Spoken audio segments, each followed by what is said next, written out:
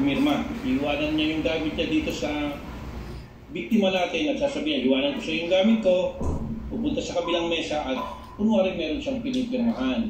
Dito na lalapit ang ilang mga kabataan na kunwari makikinig pero mga kasabwat pala.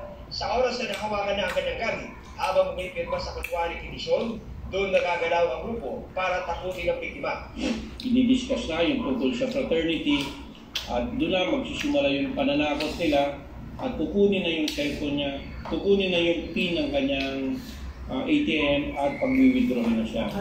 Sa corporation ng NPD Barbosa Police Station, na-arresto ang tatlo sa 6 na suspect at na-recover ang mga gamit na kanilang kinuha sa kanilang pinakahuling biktima.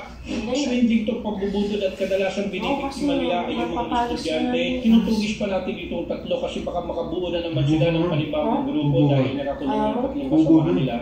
Para sa GMA Illuminated News, John Consulta, Nakato, 24 hours. May posibleng rollback sa presyo ng petrolyo sa susunod na linggo. Sa tasa ng UAE oil, 50 to 70 centavos ang posibleng pinupunta ko sa baba, tanong mo lang, saan ko yung kantin? 40 to 60 centavos na bawat kada liter ng gasolina. Ayon sa Department of Energy Oil Industry Management Bureau, ilan sa mga posibleng dahilan ng bawas presyo ang inaasahang supply at mahinang demand sa merkado at ang negosasyon ng ceasefire sa Gaza. Alam mo lang, dalawa. Kaya mo lang. Walang ba? Hindi nakasapwede yung Mga kapuso, narito ako ngayon sa Lupon Pier Terror kung saan magaganap ang much-awaited collab ni Julian San Jose at Stella ST19. Pero bago yan, ang pulang araw kung saan kabilang si Julian sa cast members, kumani ng papuri ng ipinilabas. Hindi ko naramdaman na wala na pala sila. Bro.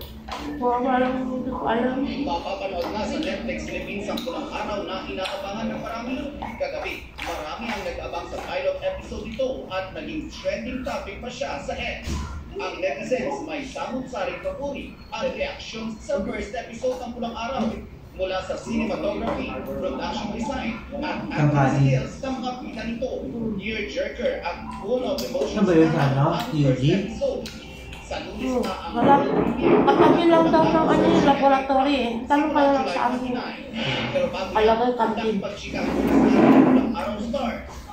kaya ang naging adventure sa pulang araw ng ating mga bida? What a beautiful process namin ni Sanya. Hindi rin kasi talaga biro. Madalas po sa mga eksena, hindi po ako nagpapadouble. Kasi gusto ko talaga yung mga experience, nakakadagdag siya sa knowledge. Mag-aaral ng bagong lengguwahe kasi para doon sa character. Every taping, talaga tinututukan ko yung lengguwahe na binibigkas ko. Ano naman kaya ang mga aral na dapat abangan ng viewers sa pulang araw? Pagbabalik tanaw natin sa ating kasaysayan. Kung gaano nag-sacrifice yung mga Filipinos before for us to be here. Masakit yung mga pinagdaanan ng mga Pilipino noon. Na yung sakripisyo na ginawa nila, importante na malaman natin ngayon. Kalayaan. Ano ba yung ending tawag din, di ba? Bagay na ginagawa nila ngayon